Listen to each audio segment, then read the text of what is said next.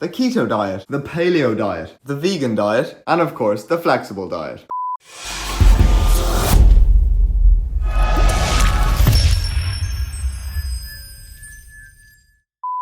Okay, so here we go. 4 diets: the Keto Diet, the Paleo Diet, if it fits your macros, and the Vegan Diet. All 2,000 calories. But firstly, if you're watching this, then my New Year's sale, of course, for coaching is live. An exclusive, 1 week only flash sale of 30%. You will not get it any cheaper than this. And when my recipe book, my new recipe book, comes out at the end of this month, which will be priced more than this package alone, you will get that completely free. So you're essentially getting 2 things for the price of 1. So if you want to sign up to the team, get access to the recipe book, absolutely kill it, whether at home or in the gym, click the link down below. So without further ado, let's get cracking on the first diet, the Keto Diet, the one that allows you to eat as much fat as you want. Okay, so for those unaware, the Keto Diet is defined by its ability to elevate circulating ketone bodies and thus enter a state of ketosis. Okay, you've probably heard it before. And apart from fasting all day, another way to enter ketosis, according to Westman et al. 2007, is by restricting carbohydrates to a maximum of 50 grams or 10% of total energy intake. Okay, and as far as protein goes, according to Paleo 2014, intakes are to be kept at a moderate 1.2 to 1.5 grams per kilogram per day. Nothing crazy, okay, with the remaining calories coming from fat, often equating to 60 to 80% of total energy intake. So yes, very low carb, and that means you are going to be restricted in your food choices. So for example, there is absolutely no chance you'll be eating kids cereal, white chocolate Cocoa Pops, or any of that jazz, but there are some benefits, so let's get into this. So when it comes to protein and meat in particular, to start off with, you can pretty much choose anything, even the fattier sources. So you can go for the 12% beef mince. You don't even have to go for the 5% one. Steaks, again, any type, even ribeye, sirloin. You can go for quarter pounders, have burgers for breakfast or whatever. And another meat, of course, is lamb, and then you have lamb mince as well. Hopefully it's self-explanatory, but turkey and chicken can be a really good source of protein. Obviously not the Southern Fried Chicken one. They have breadcrumbs on them, you're not allowed bread. Pork is okay, even bacon, you can eat as much bacon as you want. Bacon is good for me.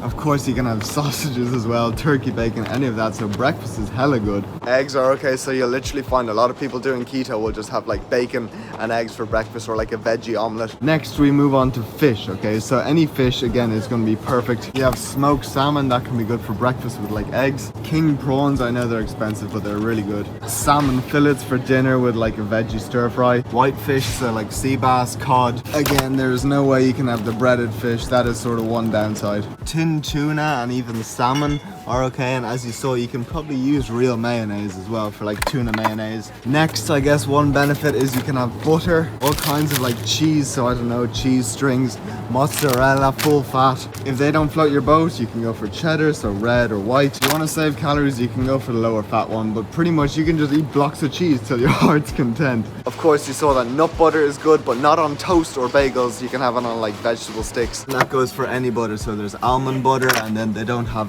cashew nut butter and stuff, and you can probably even have where is it, some Nutella. You can probably fit some of that in, but maybe not too much. When it comes to yogurts now, you probably think they're okay, but actually most aren't. For example, the Sky yogurt, per 100 grams you're talking 11 grams of carbs, so you can't really fit things like that in. So yeah, when it comes to carbs, you are literally going to be limited to fruits and vegetables, but even then you have some problems. For example, there is no way you can fit in a banana. A banana is 25 grams of carbs. The same goes for apples, okay, so one apple is 20 grams of carbs, 17 grams of carbs. Pineapples are a no-go. And when it comes to vegetables, you're also limited. Yes, you're limited on your vegetables. For example, carrots and parsnips, they're pretty high in carb when you add them up over time. Butternut squash is too high. Same for things like turnips. And that is sort of why it's such an unsustainable diet. I mean, you are really limited. So in terms of vegetables, you will literally be living off mushrooms. They're super low carb. Guess you could maybe fit in a red or yellow pepper. Tomatoes in moderation should be okay. Most green vegetables are actually okay. So asparagus is key.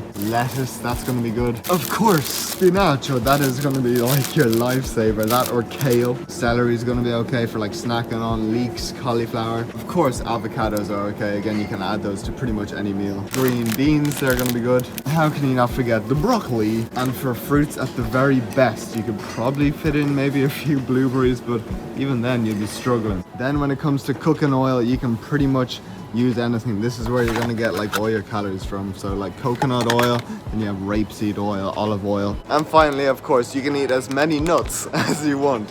So we have almonds, hazelnuts are good. Personally, my favorite, the cashew. And then you can have like any seed, so pumpkin seed, sesame seed. You can't be having dried blueberries. Hopefully you get the point by now. So now it is time to formulate a whole 2,000 calorie keto meal plan. So cue the sexy B-roll and a voiceover in 3, 2, 1.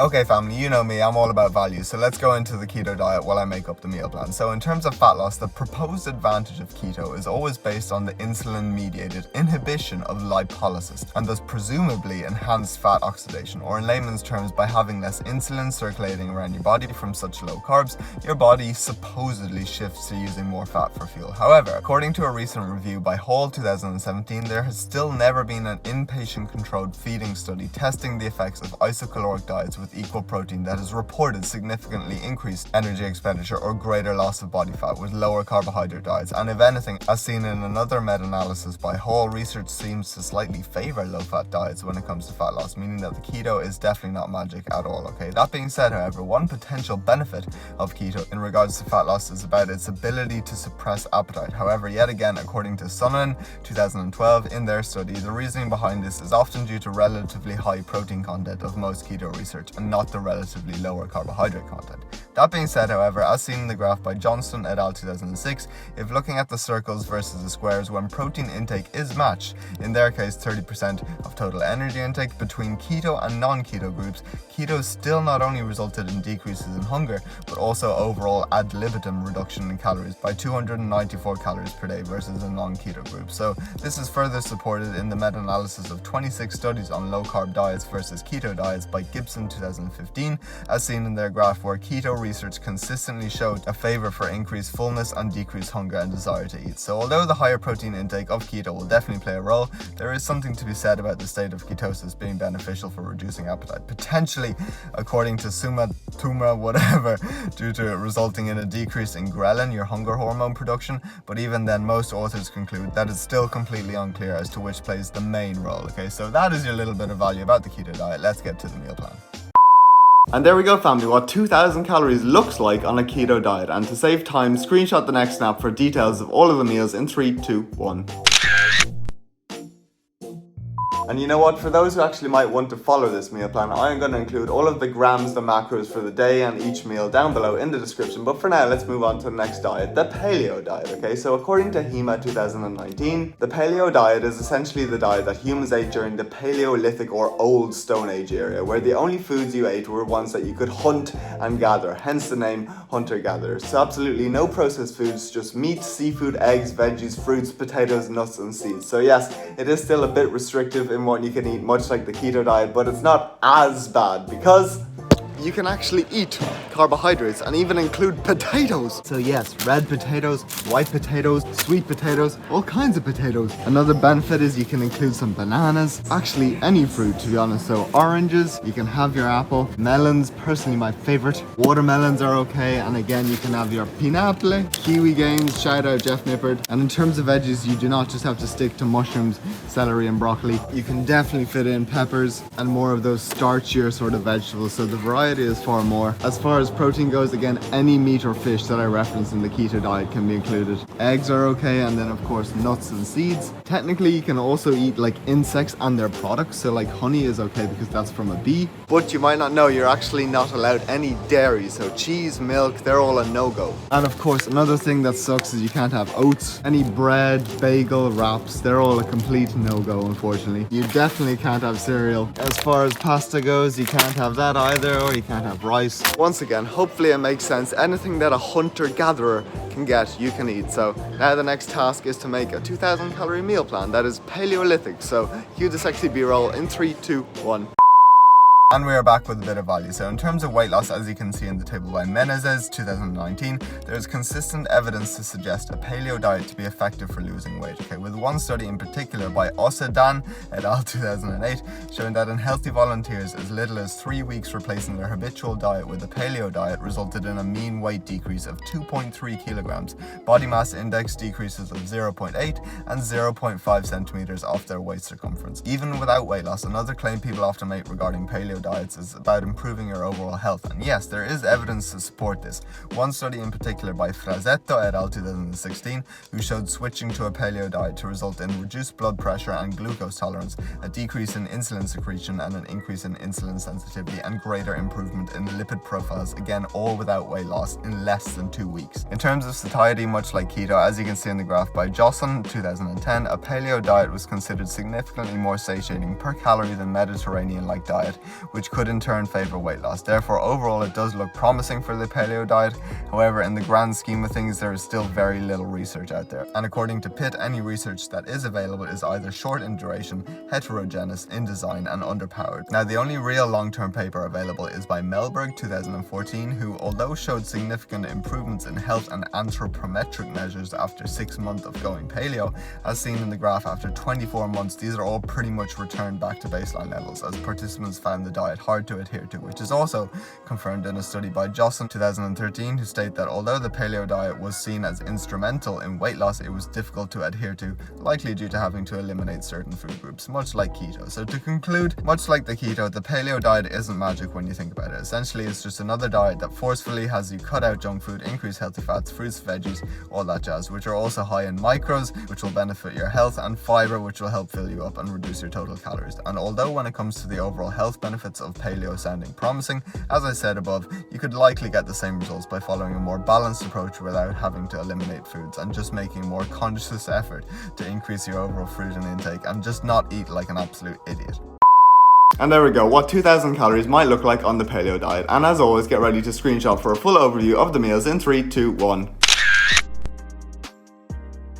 And as always, for those interested in the quantities and all of the macros of the meal plan, that will be down below. But now let's move on quickly to the vegan diet, okay? So I have done a full day of eating vegan and vegetarian, so if you haven't seen that, seriously, go down below, and hopefully you already know what it entails. But for those who don't, as seen in the table by Rogerson 2017, unlike other forms of vegetarianism, which can include the likes of eggs, dairy, and or fish, veganism completely prohibits the consumption of all animal products. So again, there are some restrictions to be made, but it's not all that bad, because for example, you might not be able to eat animal products, but you can finally start eating some proper carbohydrates. But seriously, unlike paleo, you can finally have oats. These are actually sort of high in protein as well. Per 100 grams, you're talking 12 grams of protein, so they're going to be a good protein source. Same goes for things like buckwheat or red lentils in particular. Per 100 grams, there we go, 7.6 grams of protein. Quinoa, rices, they're all going to be okay and super convenient. And you'll be glad that penne pasta are definitely on the list, any pasta. Of course, potatoes, and then when it comes to vegetables, you are not limited to anything. You can include any vegetable. The same goes for fruits. You can have your pineapple, your apple, your bananas. So you can't have any meat, so yeah, beans are going to be your killer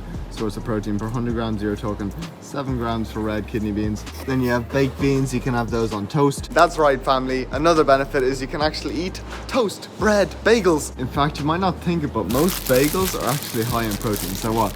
Per bagel here, you have like 8.6 grams of protein. And to be honest, if you go for the whole grain one, it's usually like 10. So you might not be able to have milk or dairy, but you can have things like almond milk. There you go, vegan right there. So that can be okay for like cereal or porridge. Of course, you can go back to any nut butters, this time on toast. Again, any nut or seed can be a good snack. And then of course you have access to like the modern vegan foods. So I don't know, falafel burgers, corn, I'm not sure if it's fully vegan. I know it does have like egg or egg white, yeah, there. Again, here there's more burgers, so like no chicken vegan burgers. This probably isn't going to be vegan, but there are vegan pizzas out there. I know this is vegetarian, yeah, so yeah, vegetarian pizzas, but there are vegan pizzas. Seriously, it is far easier to be a vegan these days. Plant-based sausages, sweet potato curry bowls, some more falafel, some Moroccan or Mediterranean, and we even have some sweet potato burgers on deck. They look pretty good actually. Vegan sausage rolls.